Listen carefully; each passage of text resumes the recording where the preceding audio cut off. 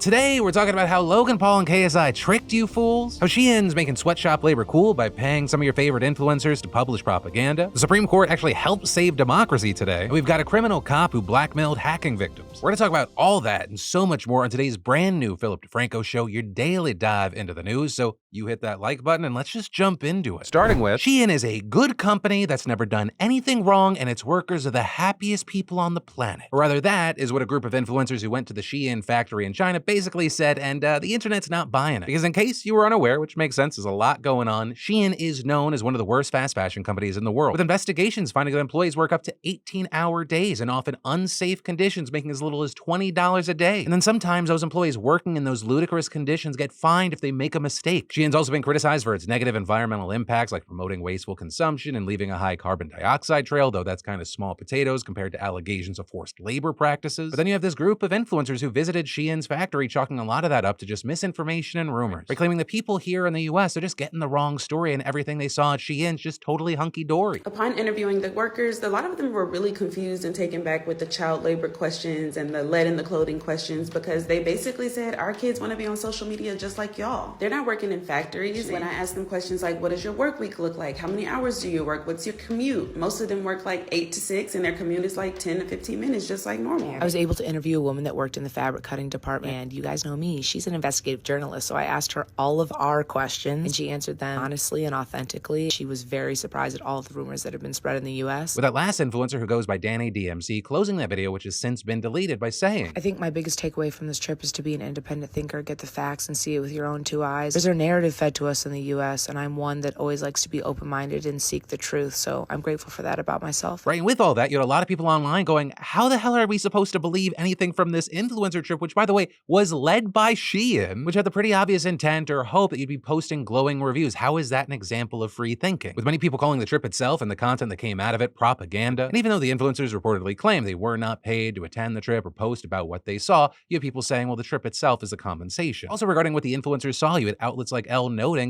there are thousands of Shein factories in China, and they also use third-party manufacturers. So the conditions the influencers saw may not actually reflect company-wide quality and practices. We saw tons of people calling out these influencers on social media, writing, feigning ignorance about this company is not a good look. There's no way that you didn't know that this company is bad. You'd have to be living under a rock. Your job is literally fashion. You're not fooling anyone except the young women you influence who are now reading your comments. It's incredibly irresponsible. As well as, please do better. A brand deal for you does not make this world any better of a place to live in for the rest of the world. Selfishness is the richest excuse. We also saw a different angle to this story with outlets like Mashable, right? And that's because they actually called out Shein for turning to marginalized influencers for this trip, with reportedly most of the influencers on the trip being people of color, some being plus size, with Mashable adding that non-white creators are historically offered fewer opportunities than white creators and make less money when they do get opportunity. That makes an offer from a brand like Shein a very exciting prospect and much harder to turn down. And actually with that, Danny DMC, who has kind of become this main character of the controversy, she posted a now deleted video where she said that as a plus size creator, she does have fewer opportunities, and this was the first company to take her on a brand trip, saying she is often underpaid, but Shein didn't underpay her. Notably explaining all this when she announced she signed a deal with Shein to help them debunk rumors about the brand. So yesterday, she posted a video on Instagram talking about how this trip came to be, and then saying, the first part I can definitely take accountability for is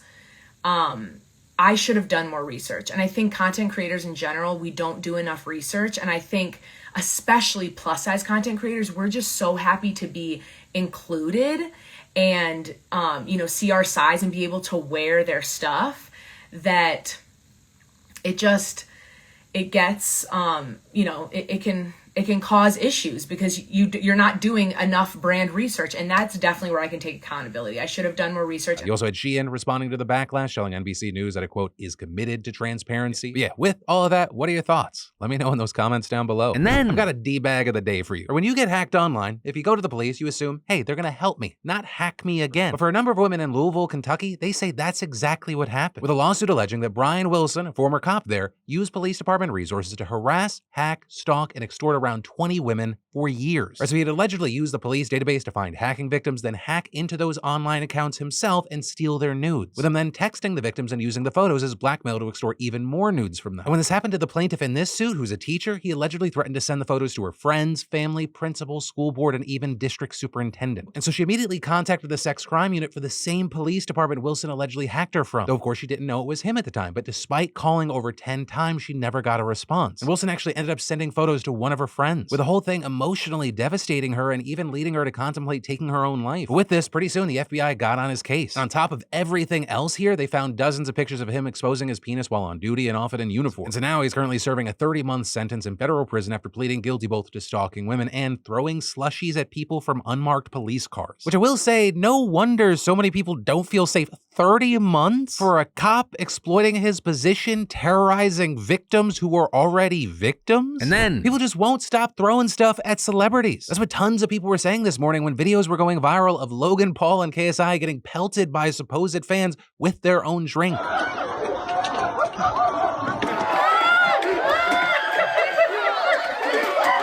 Y'all, here's the thing. It was fake. Though to clarify, not fake in like the value of a Logan Paul NFT, but rather the value of Logan Paul in the WWE. It happened, it was entertaining to watch, but it was pre-planned. Throw your empty bottle at us. Not yet. We need to make it look like you guys hate us, all right?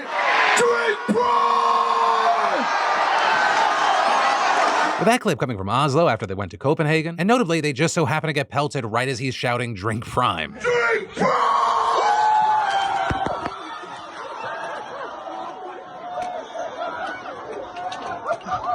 And so with a few people that have noticed this as a recording, there have been kind of two different reactions. One being, oh, these marketing geniuses, where so many people and organizations were sharing that video. It's gotten so many millions of views, so much free promo. But on the other hand, you had some saying this further normalizes throwing shit at celebrities, which unfortunately has been a niche vertical of news that has happened over and over. So I guess really the only question is, which camp do you land in here? And then, the summer months are here, and that means travel is spiking. With that, did you know that when you're looking for the best rates on flights, hotel rooms, rental cars, things like that, companies may increase prices for returning website visitors, with them hoping that you'll purchase then as a fear of, oh my god, the prices may continue to rise. And sometimes hotels and airlines can offer cheaper tickets to people in their home country. Alternatively, prices spike when interest from the same country increases suddenly. But the sponsor of today's show, NordVPN, or more directly, nordvpn.com/PhillyD, can help. Because Nord encrypts your network and allows you to route through one of their many servers around the globe. You know, primarily we think of VPNs as additional privacy and a security layer, but consider using them to save on your holiday. Simply connect to another region or country server and see what's available and how prices change. You may end up being very surprised to see the difference. And then when you're on your trip and you're on public Wi-Fi, Nord does its main job of keeping your online activity secure wherever you log on. So go see what savings you can find. Start with nordvpn.com/PhillyD to get a huge discount on a 2-year plan plus 1 month free. And the deal at nordvpn.com/PhillyD is only around for a short time, and it's risk-free with Nord's 30-day money-back guarantee. And then I think we can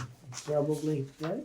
I don't know, we'll have to see, yeah, we'll have to try to Declassify. figure out it. See, as president, I could have declassified Yeah. it. Now I can't, but this is Yeah, classified. now we have a problem. Isn't that interesting? my man Trump knew he was being recorded and was like, man, the crimes I'm criming that I know that are a crime, whoo, wild. Right before, we had the transcript regarding Trump mishandling classified documents, with that evidence being recorded when he did an interview in July of 2021 with an author for an upcoming book while 2 staffers were present. And to expand on that clip from the now released audio, you had Trump saying he found a senior military official's plan of attack for a foreign country, with it being widely acknowledged that he's talking about former chairman of the Joint Chiefs of Staff, General Mark Milley, and Iran, because it had previously been reported that Milley had stopped Trump from striking Iran in the last few days of his presidency. And this released audio is especially damning for Trump, because in addition to the clip I already played being clear evidence that contradicts Trump's previous argument that he had declassified all the documents that he took when he left the White House, is that another of Trump's claims is that, hey, I didn't actually even show a document at all. Or when Bret Baier interviewed and devastated Donald Trump, where among other things, he read the part of the indictment back to Trump and asked why he had the Iran document if he knew he couldn't declassify it, Trump responded, there was no document. That was a massive amount of papers and everything else talking about Iran and other things.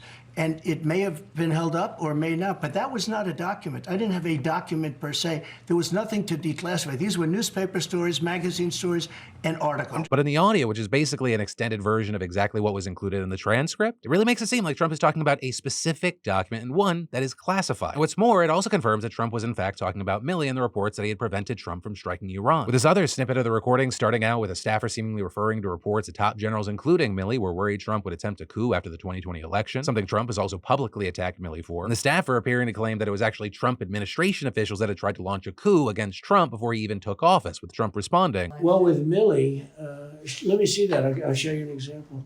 He said that I wanted to attack Iran. Isn't it amazing? I have a big pile of papers. This thing just came up. Look. This was him. They presented me this. This is off the record, but they presented me this. This was him. This was the Defense Department and him. Wow. We looked at him. This was him. This wasn't done by me. This was him.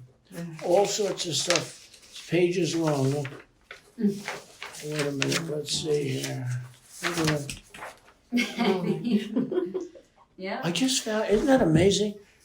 This totally wins my case, you know.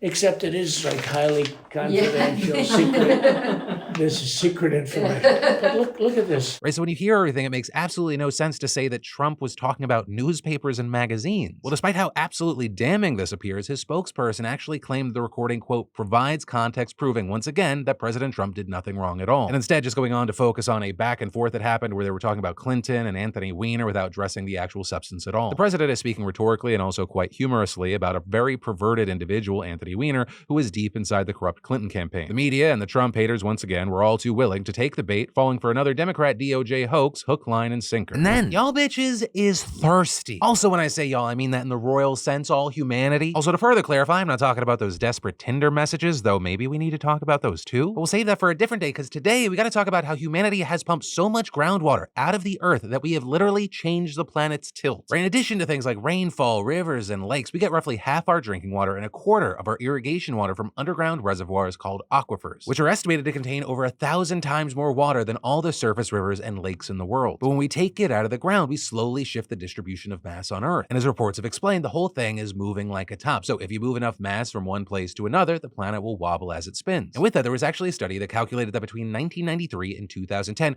we removed a total of 2,150 gigatons of groundwater, which, to give you some context, and honestly, it still fails, that's enough water to fill 860 million Olympic swimming pools. And all of that shifting the Earth's tilt 31.5 inches eastward. Plus, over the same 17-year time period, researchers found that groundwater pumping caused a quarter inch of global sea level rise. And that's because rivers and other pathways carry all the water into the world's oceans after we consume it. And that's one of the reasons why scientists say that better managing our groundwater consumption can actually help mitigate climate change. And like with a lot of things here, you know, it's connected. In turn, stopping climate change can help mitigate groundwater depletion. Because when you have fewer droughts and more reliable rainfall, it reduces our need to pump water from underground. But one of the challenges here is that aquifers take a long time to refill, and in many parts of the world, they've been sucking theirs dry for decades. Like in California's Central Valley, for example, where growers have been pumping more water than can be naturally replenished for some 60 years now, which forces the wells to drill deeper and deeper. And so the main point of that story is, isn't that weird? Just another way human activity is warping this planet. And feel free to use this information in your next conversation where there's a lull and you're talking to some heathen who doesn't watch the Philip DeFranco show. And then the 9 God Kings that we call Supreme Court justices woke up today and were like, hey, let's not single-handedly upend American democracy. And well, it seems like, yeah, that should be the default. That should be like, we shouldn't have to applaud for that. But this specific and highly conservative Supreme Court, nothing's guaranteed. And this incredibly consequential and controversial case did not have a unanimous ruling. It was a 6-3 vote. Because the case in question was called Moore v. Harper. And we actually did a deep dive on it, which I'll link to down below. But to just give you a very top-level rundown here, this centers around Republican gerrymandering in North Carolina, with North Carolina Republicans taking the matter to the Supreme Court after multiple congressional maps they drew up were rejected because of gerrymandering. But also, this was not a typical gerrymandering case. The Republicans' argument rested entirely on a totally untested fringe theory touted by Trump and other far-right extremists in their effort to overturn the 2020 election. It's called Independent State Legislature Theory, ISL theory. And the basis behind this theory is that the Constitution gives state legislatures pretty much the exclusive power to set election rules and congressional maps. But not only is that authority singular, nothing can stop them. There can be no intervention from state courts, governors, or voters. I mean, we're talking about a case where North Carolina Republicans literally argued that legislatures could even violate their own state constitutions, which is why you had experts saying that if the Supreme Court ruled in favor of this theory, it would throw the democratic system into complete chaos, giving state lawmakers unchecked power to gerrymander and pass restrictive voting laws without anything to stand in their way. But luckily, today, the High Court rejected ISL theory. Also, as far as the 3 justices who dissented, I'll give you 6 guesses as to who voted on it. So I think you're gonna get 2 right out the gate because you got the dirty money sugar babies, Clarence Thomas and Samuel Alito. And they were joined by Neil Gorsuch, who's actually their fellow brother and failing to disclose financial ties to wealthy and powerful people with business before the High Court. It's strange how that works. And also, expect more around the Supreme Court because this is actually their last week of their summer session. And there's a handful of massively consequential cases they'll be deciding on that are going to impact tens of millions of Americans. And that is where your daily dive into the news is going to end. But more news you need to know, I got you covered here or in those links down below. And as always, my name's Philip DeFranco. You've just been filled in. I love yo faces, and I'll see you right back here tomorrow.